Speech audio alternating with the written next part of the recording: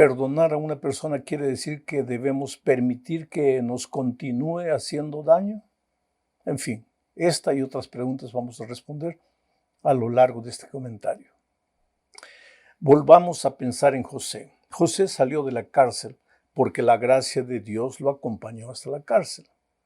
Salió de allá, ahora fue colocado como un hombre de los principales en Egipto, porque en la cárcel él profetizó los años de hambruna que llegarían a la tierra. Y Faraón lo colocó como el hombre encargado de construir almacenes y de juntar granos para estar preparados para los tiempos de hambruna. Dios nunca falla, querido. A veces las cosas puede parecer que no te salen bien, que todo está mal, que todo está errado. Dios tiene un plan.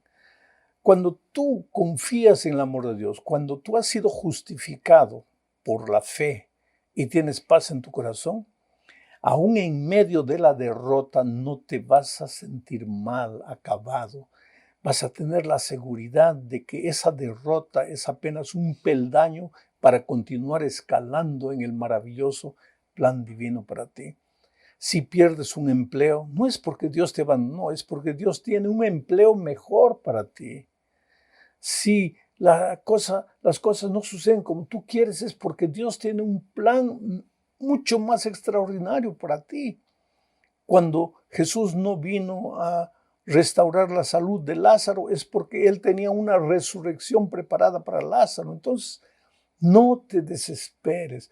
Lo que más necesitas tener en los momentos de dificultad, de accidentes, de muerte, de enfermedad, es paz en tu corazón. De repente estoy predicando en este momento para ti, querido, querida, que estás sufriendo un cáncer, que tienes miedo del futuro. De repente estás pasando un momento bien crítico de la enfermedad. Por favor, ten paz en el corazón. Suceda lo que suceda, Dios nunca se equivoca. Dios tiene un plan mejor para ti que tú en este momento no entiendes. ¿Tú crees que cuando José estaba en la cárcel estaba feliz, agradeciendo y alabando al nombre de Dios porque estaba preso? No. Alababa el nombre de Dios porque sabía que su Dios era su Dios y que su Dios finalmente lo levantaría del polvo. No agradecía porque estaba en la prisión, agradecía porque Dios estaba a su lado y no lo abandonaba. Y finalmente, pues las cosas cambiaron. La noche se fue y el día vino. Y ahora José era uno de los principales hombres de Egipto. Y de repente sucede lo que voy a leer ahora en el capítulo 42 de Génesis, versículos 7 y 8. Y José, cuando vio a sus hermanos, los conoció, mas hizo como que no los conocía, y les habló ásperamente y les dijo: ¿de dónde habéis venido? Ellos respondieron: de la tierra de Canaán, para comprar alimentos. José pues conoció a sus hermanos, pero ellos no le conocieron. Qué cosa interesante. Cuando la hambruna no llegó solo para Egipto, se extendió hasta la tierra de Canaán. Entonces Jacob y sus hijos, los hermanos de José, que lo habían vendido a él y que pensaban que había desaparecido, estaba muerto, ellos vinieron, los hermanos de José vinieron a Egipto a comprar trigo porque estaban muriendo de hambre allá en la tierra de Canaán. Y cuando llegaron a hablar con José, José los reconoció, dice la Biblia, pero ellos no lo reconocieron. Y les habló ásperamente, no porque estaba guardando rencor, sino porque quería probarlos, quería confrontarlos con la realidad. Porque José ya había perdonado a sus hermanos hace mucho tiempo. La Biblia no dice en qué momento los perdonó, pero te digo una cosa. Una persona que guarda rencor en su corazón, una persona que no es capaz de perdonar a sus ofensores por lo que le hicieron, esa persona está imposibilitada de vencer en la vida, de triunfar en la vida. Porque lo primero que tú necesitas tener en el corazón para vencer en la vida es paz. Pero para tener paz tienes que haber probado el perdón divino. Pero para probar el perdón divino tienes que haber perdonado a tus ofensores. Porque cuando tú no perdonas a alguien, tú no crees en el perdón divino, porque tú raciocinas humanamente así. Si yo no puedo perdonar a este que me ofendió, ¿cómo es que Dios me va a perdonar a mí? No, Dios no me va a perdonar. Y si no tienes el perdón de Dios, tu corazón está amargado. Y con ese corazón amargado es imposible vencer en la vida.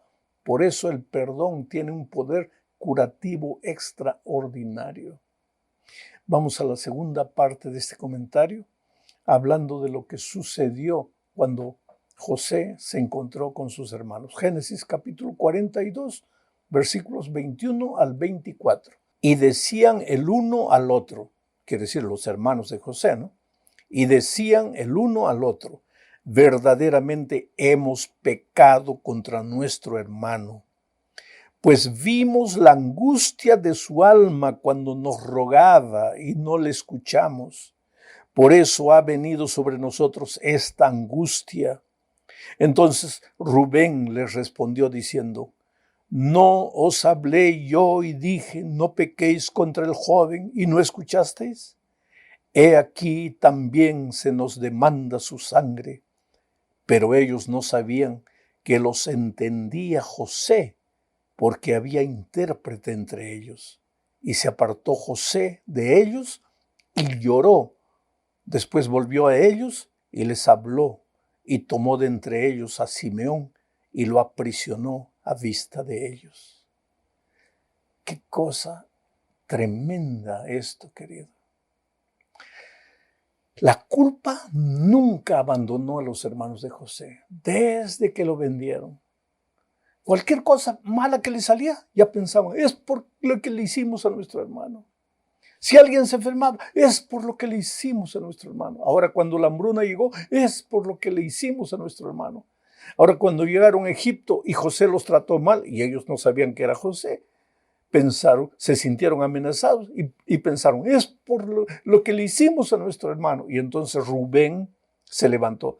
Rubén es el hermano que cuando José estaba en el pozo, porque ellos querían matarlo de hambre y de sed, Rubén dijo, no debemos, lo sacó y los vendieron como esclavo para Egipto.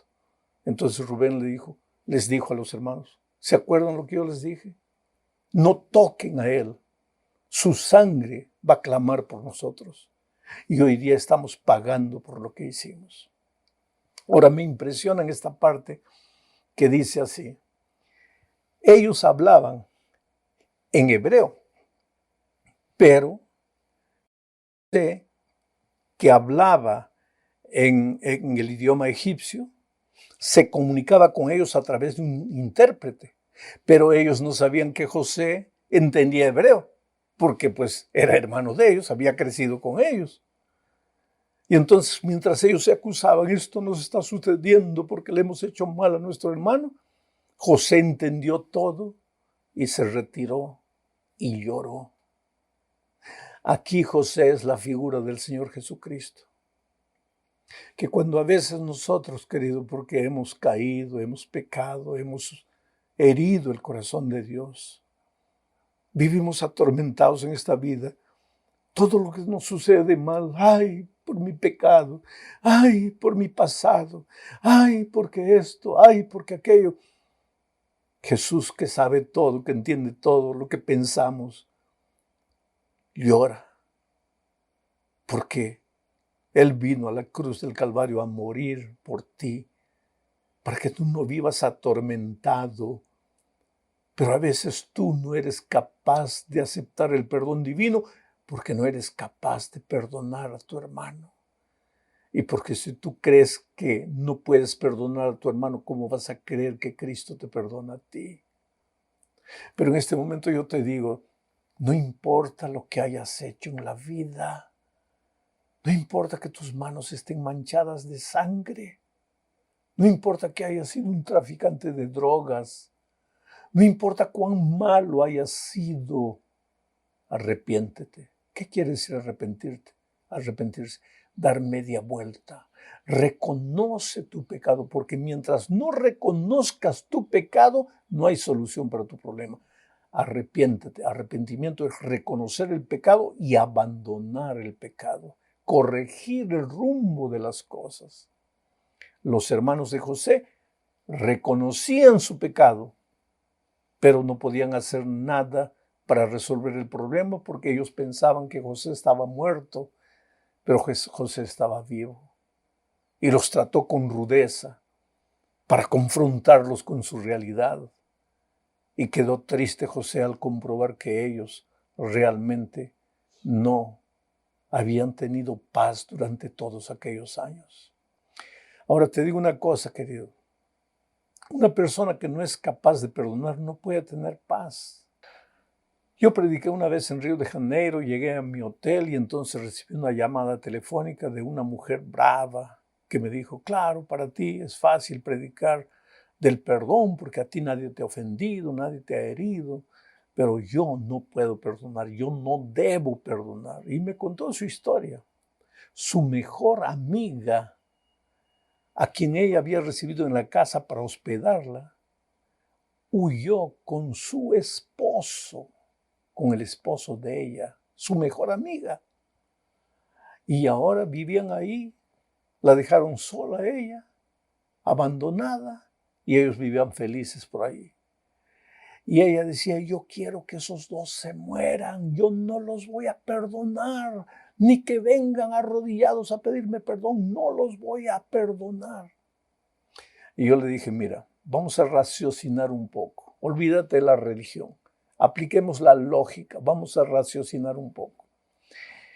Esas dos personas que te hirieron, te ofendieron, te traicionaron, están allá viviendo felices, ni se acuerdan que tú existes.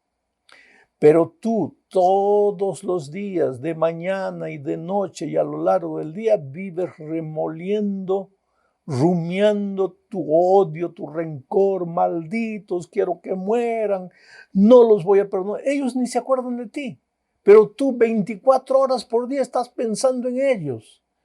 Quiere decir, si ellos ya te hicieron mal traicionándote, no permitas que te sigan haciendo mal. Porque cuando tú guardas el rencor en tu corazón, tu rencor no les hace sufrir a ellos ni un poco. Ellos siguen felices. Pero tu rencor es como el veneno que te va envenenando a ti. Tu corazón es como un depósito lleno de veneno y ese veneno va carcomiendo tu vida. Entonces, aunque sea por amor a ti mismo, perdónales. Y ella quedó brava, ¿sabes? Brava. Me colgó el teléfono. Pero años después me encontré con ella, bien casada, con una hijita, feliz de la vida. Y me contó que aunque aquel día ella quedó brava, a medida que los días pasaban fue pensando y llegó a la conclusión de que realmente su rencor no le hacía mal a ellos. Pero ella estaba muriendo, fea, deteriorada, porque el rencor te envenena el alma. Y entonces, ¿qué hizo? Fue una mañana a buscarlos. Cuando ellos lo vieron, se asustaron. Pero ella dijo, no se asusten, he venido a pedirles perdón. Pedirles perdón, ¿por qué? Si nosotros te hemos ofendido. No importa quién ofendió a quién. Yo quiero pedirles perdón. Yo quiero vivir en paz con ustedes. A partir de ese día su vida comenzó a florecer, se volvió más bonita, adelgazó, se casó con un buen hombre, ahora tenía una hijita feliz de la vida. Por eso digo, el perdón tiene un poder curativo que tú no tienes idea. Hay mucha gente enferma del alma, deprimida, prisionera de sus emociones negativas, porque no es capaz de perdonar. Ahora, viene la tercera parte de nuestro estudio. ¿Quiere decir que perdonar es olvidar? Cuando tú perdonas ya te olvidas de lo que las personas te han hecho. Voy a hacer un ejemplo bien práctico. ¿Tá? Voy a hablar de esposos. Esposos. El esposo agrede físicamente al esposo. Una vez, 2 veces, 3 veces, 4 veces, 5 veces. ¿tá? Hasta que ella decide abandonarlo. hasta que ella decide abandonarlo. Entonces él va, la busca y le pide perdón. Perdóname, perdóname, perdóname, perdóname. ¿Ah? Entonces ella lo perdona y pasado una semana la vuelve a agredir. Y ella se va de nuevo. Ahí él vuelve perdóname, perdóname, querido. Esto es lo que hay que entender. Mira, el hecho de que tú perdonas a otra persona no es que tú le das el derecho de continuarte haciendo daño. No. Si tú tenías un amigo en quien confiabas fielmente, le confiabas tu negocio, tu dinero y te traicionó, te robó, fue deshonesto contigo, ¿vas a perdonarlo o no? Claro, como cristiano vas a perdonarlo porque guardar rencor no te hace bien a ti mismo. Pero el hecho de que lo perdonas no quiere decir que le vas a confiar todo de nuevo. Ese es el asunto. Y si tú analizas bien la historia de José, vas a ver que él perdonó a sus hermanos. Pero ellos tuvieron que seguir ahora un proceso. Tú conoces toda la historia, yo no la voy a repetir. Tuvieron que seguir un proceso. Fue la prisión de Simeón, después fue, él mandó que trajeran a Benjamín, después que trajeran al padre, en fin. Fue un proceso largo para que ellos restituyesen la confianza que habían perdido. Bueno, vamos ahora a la cuarta parte de este estudio. El perdón debe salir de la teoría y entrar en la práctica, porque perdonar en la teoría es fácil y en la práctica. Querido, no es natural del ser humano egoísta natural perdonar, no. Si vas a perdonar, tiene que comenzar porque tú decides perdonar, no porque tú sientes perdonar, sino porque tú decides perdonar aunque no sientas. Y una vez que decides perdonar, lo que tienes que hacer es arrodillarte y comenzar a orar por esa persona. Tú sabes que cuando tú oras por tu ofensor, el rencor va desapareciendo de tu corazón. El sentimiento, la magua, el resentimiento va desapareciendo.